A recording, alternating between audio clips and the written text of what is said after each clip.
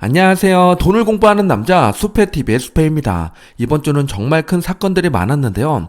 워런 버핏이 UNH 다음으로 일본 투자를 늘린 것과 엔비디아 실적 발표, 미 법원의 관세 위법 판결과 미 정부의 기업 지분 확보 등이 있었습니다. 우리 투자에 어떤 영향을 끼치게 되는지, 나는 지금 어떻게 투자해야 되는지 전략을 세워보겠습니다. 그리고 오늘 감기로 목 상태가 좋지 않은데요. 양해 부탁드리겠습니다. 시작 전에 이런 영상을 계속 받아보고 싶으시다면 구독과 좋아요 그리고 따뜻한 댓글 부탁드립니다. 여러분의 관심이 저를 행복하게 합니다. 감사합니다. 이번 주 미국 4대 지수를 먼저 보면요. 다우존스랑 S&P 500은 거의 보합에 머물러 있습니다. 나스닥 100은 0.3% 하락했고 장기 채권도 소폭 하락해서 0.5% 빠졌는데요. 개별 종목으로 보면 변동성이 큰 것 같은데 지수로 보니까 조용한 것처럼 보이고 있습니다. 조금 더 자세히 종목을 살펴볼게요. 이번 주 S&P 500을 보면요. 초록색과 빨간색이 혼재된 한 주였죠. 특히 섹터별로 갈리는 모습을 보여주고 있습니다. 이런 조정장에 상승하는 종목들은 눈여겨봐둬야 되는데요. 어떤 종목이 있는지 3개만 보겠습니다. 첫 번째는 빅테크 기업 중에 유일하게 시원한 상승을 보여준 구글이 있는데요. 이번 주 3.3% 상승이 나왔습니다. 데이터 센터 투자를 90억 달러 늘리겠다고 발표했죠. AI 투자 경쟁이 가열되는 모습입니다. 두 번째는 바로 밑에 1112가 있는데요. 이번 주 2.9% 상승이 나왔습니다. 먹는 치료제로 임상약의 3상을 성공했다고 하는데요. 크게 조정받았던 릴리가 V자 반등을 보여주고 있습니다. 세 번째는 오른쪽 아래 에너지 섹터가 있는데요. 다른 곳은 빨간색이 많은데 유독 에너지 섹터는 모두 같이 올랐습니다. 얼마 전 에너지 분야가 소외됐다고 말씀드렸는데 다시 주목받기 시작했습니다.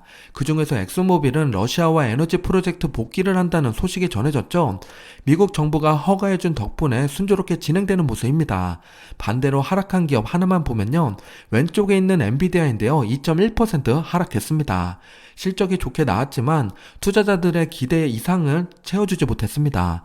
지난주에 말씀드렸지만 중국 판매가 역시 증시 방향을 결정짓는 요소가 됐고요. 젠슨항은 정부와 중국 판매에 대한 논의를 하고 있다고 합니다. 좋은 결과가 있기를 기대해 보겠습니다. 테마 ETF 바로미터를 보겠습니다. 왼쪽에 있는 섹터를 먼저 보면요. 금융 섹터가 지난주에 이어서 이번 주에도 신고가를 경신했고요. 가장 크게 오른 건 에너지로 2.2% 상승을 보여줬습니다. 이제 10% 이상 하락한 섹터는 헬스케어랑 리츠밖에 남지 않았는데요. 추가 상승이 나오길 기대해 보겠습니다. 가운데로 넘어와서 가치랑 성장 쪽을 보면요. 중형 성장주는 신고가를 경신했는데요. 중형 가치주는 0.6% 조정을 받아서 최고점 대비 하락률이 23%까지 키워지는 모습입니다. 배당 ETF를 보면요. SCHED가 이번 주 0.1% 빠졌죠. 보합 수준에 머무르는 한 주였습니다. 오른쪽 위에 성장 ETF를 보면요. 모두 하락하는데 사이버 보합만 0.8% 반등을 보여줬고요. 혁신 분야에서 유일하게 상승한 테마는 원전이었습니다. 그만큼 원전에 대한 사람들의 관심이 많았다는 이야기겠죠. 체크해둬야겠습니다. 빅테크와 고배당주의 최고점 대비 하락률을 보면요. 빅테크 중심에서는 구글이 신고가를 기록했고 애플이 1.7% 조용히 올라가는 모습입니다. 역시 애플은 아이폰 출시 때가 되니까 강한 모습을 보여주고 있고요. 반대로 팔란티어는 이번 주에 추가 하락이 나오면서 최고점 대비 하락률 17.5%까지 키워지는 모습입니다. 오른쪽으로 넘어와서 고배당 쪽을 보면요. 엑슨모빌이 2.4% 상승하면서 최고점 대비 하락률 9.5% 남게 됐고요. UNH는 여전히 50% 이상 하락한 상태를 유지하고 있습니다. 엑슨모빌의 차트를 보면요. 2023년부터 지금까지 오랜 기간 박스권에서 움직이고 있는 모습입니다. 에너지 섹터가 전체적으로 부진한 가운데서도 상대적으로 안정적인 움직임을 보이고 있는데요. 유가 상승과 함께 추가 모멘텀이 생길지 지켜봐야겠습니다. 주가와 환율을 함께 놓고 보면요. S&P 500이 0% 보합을 유지하는 동안에 환율은 0.4% 상승이 나왔습니다. 결과적으로 0.4% 상승하는 한 주였는데요. 환율이 계속 1385원에서 1390원 사이를 움직이는 모습입니다. 어느새 8월의 마지막 주가 됐는데요. 8월 자산별 성과를 보겠습니다. 채권과 코인을 제외하고 모든 자산이 올랐는데요. 그 중에서도 가장 크게 오른 건 오일이고 그 다음은 골드였습니다. 5% 6% 올라가는 모습이고요. 주식과 리츠도 상승이 나왔는데 2에서 3%에 머물렀습니다. 반면에 코인은 7.4% 큰 폭의 조정을 받고 있고요. 크게 오른 만큼 하락폭도 크게 나타나고 있습니다. 해외 종목의 매매 현황을 보겠습니다. 왼쪽에 순매수 탑10을 보면요. 엔비디아랑 팔란티어 매수세가 장난이 아니죠. 3,341억 원이랑 2,417억 원의 순매수가 들어왔습니다. 두 기업의 매수 금액을 보면 5,700억 원이 넘는데요. 대단합니다. 오른쪽에 매도 기업을 체크해보면 ETHU가 1위를 차지했는데요. 매도 금액이 1,968억 원이나 됩니다. 꽤 큰 금액이죠. 이더리움이 급등하자 익절하는 투자자가 많았습니다. 흐름상 엔비디아랑 팔란티어를 매수하지 않았나 싶은데요. 그리고 밑에 위를 보면 VO S&P 500이 있는데요. 이것도 팔란티어랑 엔비디아 하락에 추매하기 위해서 자금을 이동한 거 아닌가 생각이 듭니다. 순매수 1위를 차지한 엔비디아 차트를 보면요. 폭락이 나왔다고 하기에는 티가 잘 안 나는 모습이죠. 실적 발표 이후에 시간에서 변동성이 컸지만 실제 장에서는 작은 조정에 그쳤습니다. 중국 판매 관련된 내용이 어느 정도 정리가 돼야 반등이 나올 것 같은데요. 다음 주 추가 소식이 나오면 바로 말씀드리겠습니다.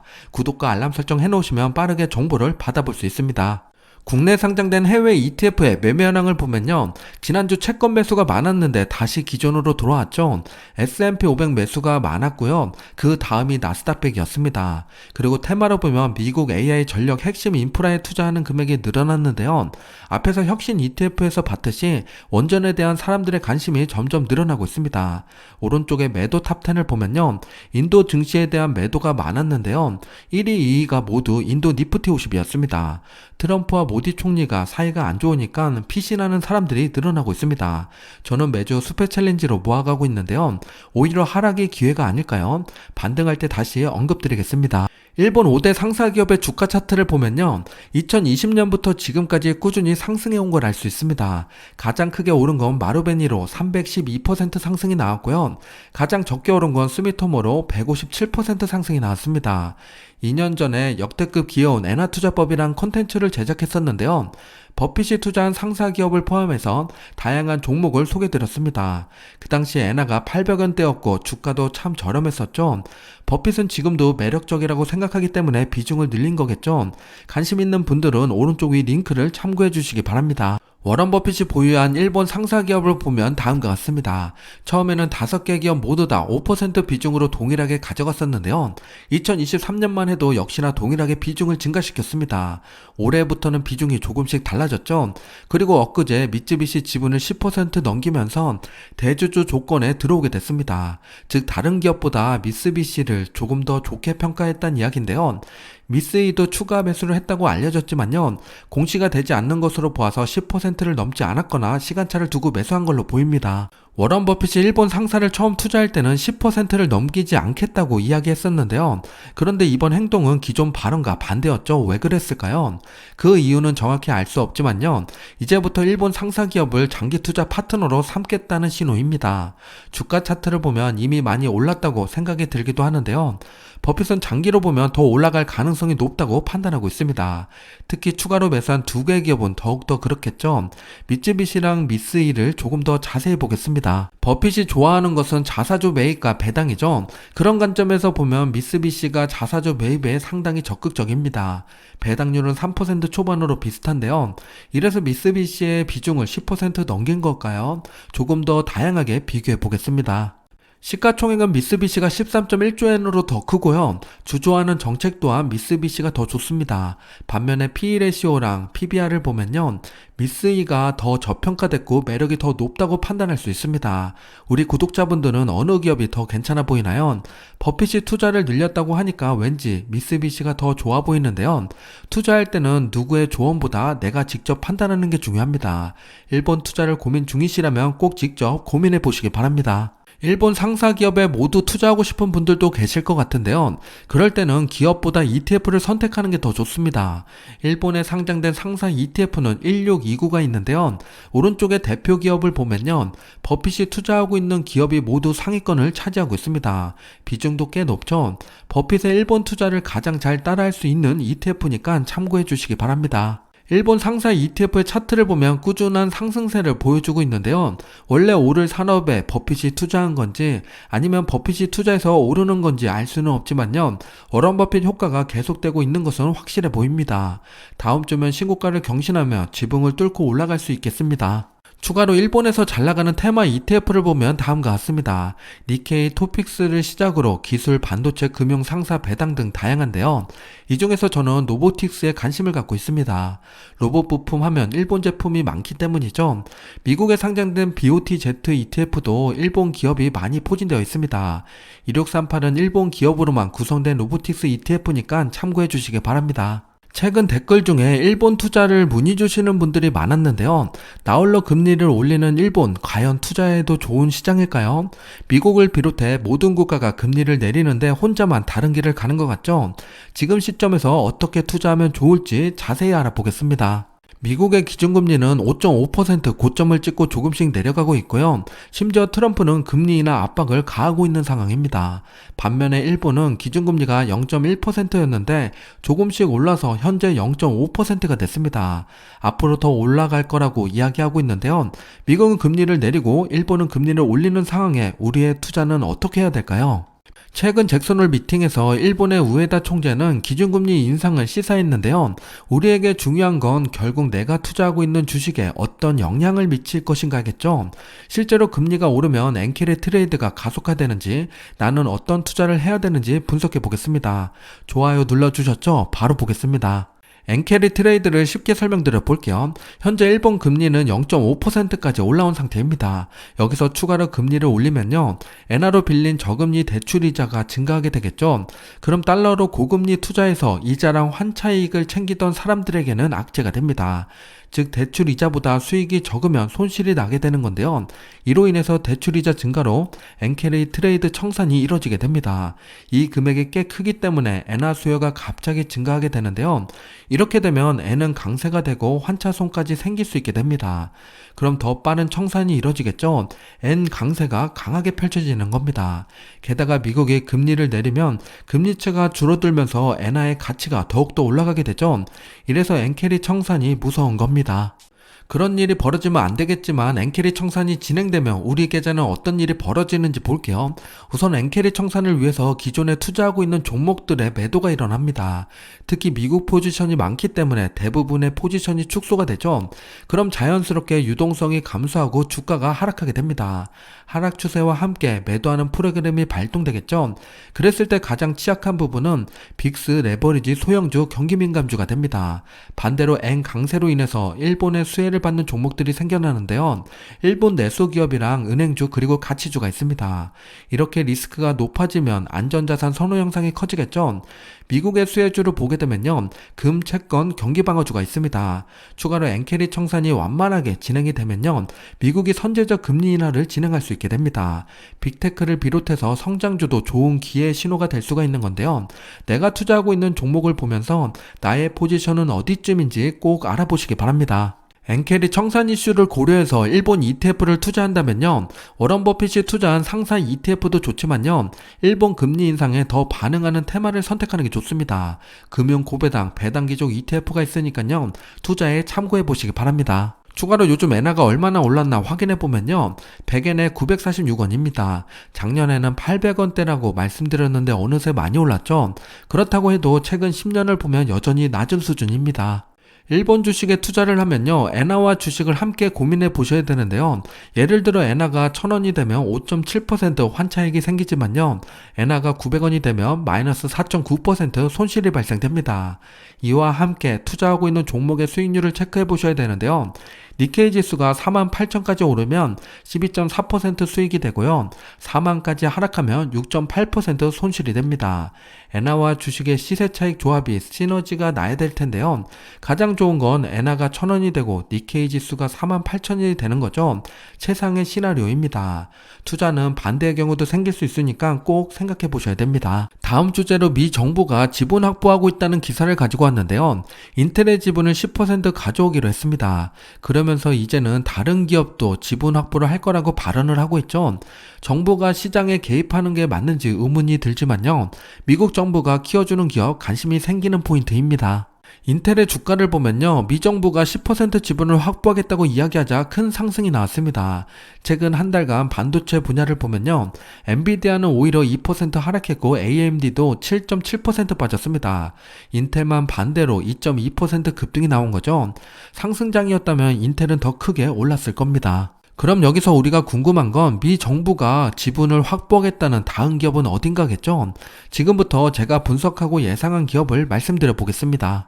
지분 확보 예상 선정 기준은 5가지를 가지고 왔습니다. 첫 번째는 국가 안보와 대체 불가능성이 존재하는 기업, 두 번째는 공급 변목 해소랑 증설로 문제를 해결할 수 있는 기업, 세 번째는 트럼프가 중요하게 생각하는 리쇼어링과 일자리 창출, 네 번째는 정책 기조와 거버넌스에 맞는 기업, 마지막 5번째는 명확한 자본 수요입니다.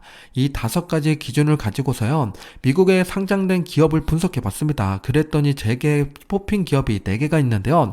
어떤 기업인지 소개드려 보겠습니다. 여기서부터는 제 개인적인 의견이니까 참고로만 봐주시기 바랍니다. 첫 번째 기업은 헌팅턴 인걸스입니다. 한마디로 대체 불가능한 방산조선 플랫폼 회사인데요. 미 해군 원자력 항공모함을 유일하게 설계하고 건조하는 회사입니다.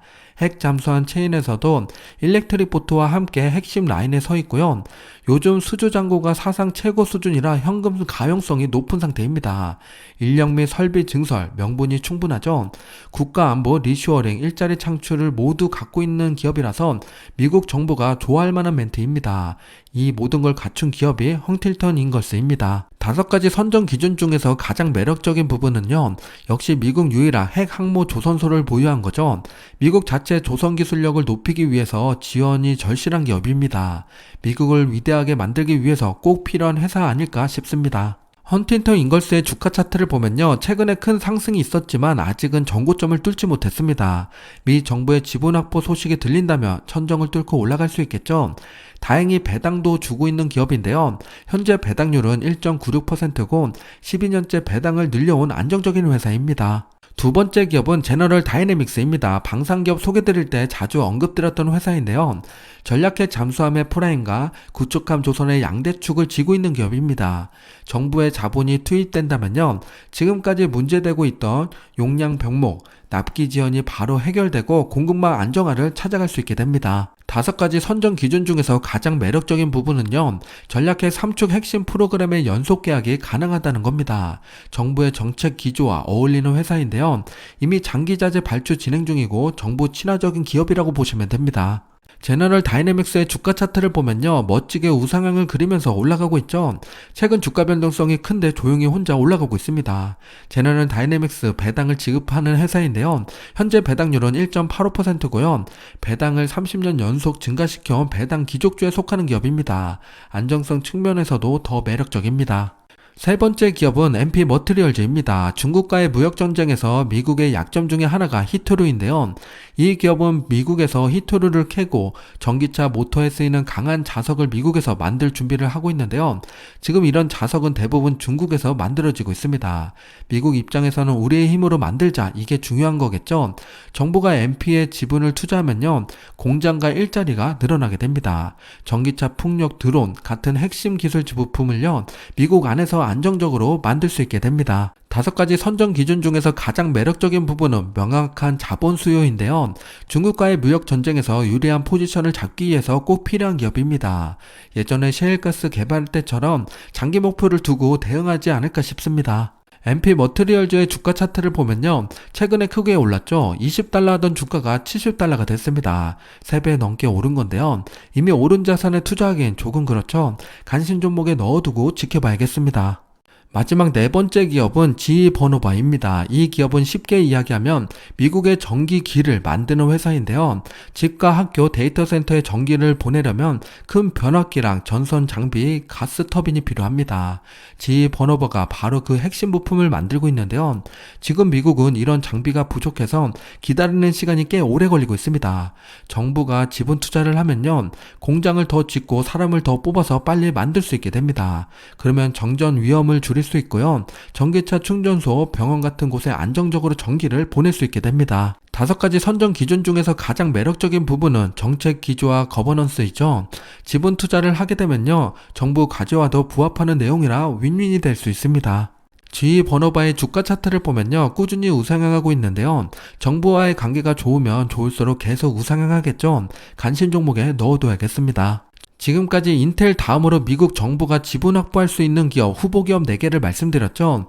헌틸턴 인걸스, 제너럴 다이내믹스, MP 머트리얼즈, GE 버너버가 있는데요. 우리 구독자분들은 이 중에 어떤 기업이 가장 매력적으로 느껴지시나요? 댓글로 알려주시면 나중에 진짜 누가 됐는지 확인해 보겠습니다. 다음 주 배당 기업을 보면요, 9월 1일부터 10일까지입니다. 퀄컴, 제누인 파츠, 펩시, 구글, 옥시덴탈이 있으니까요. 배당 투자자분들은 참고하시기 바랍니다. 다음 주 주요 일정을 말씀드리겠습니다. 실적 발표하는 기업들이 몇 개 있는데요. 지스케일러, 세일즈포스, 브로드컴, 룰루네몬 등이 있습니다. 내가 투자하고 있는 기업이 있다면 꼭 챙겨보시기 바라고요. 금요일에 실업률 발표가 있으니까 주의 깊게 봐야겠습니다. 그리고 다음 주 월요일은 미국 휴장이니까 우리도 쉬어가면 좋겠습니다. 마지막으로 찰리먼거의 명언을 공유드리며 마무리 짓겠습니다. 복리의 첫 번째 규칙은 불필요하게 그것을 끊지 않는 것이다 입니다.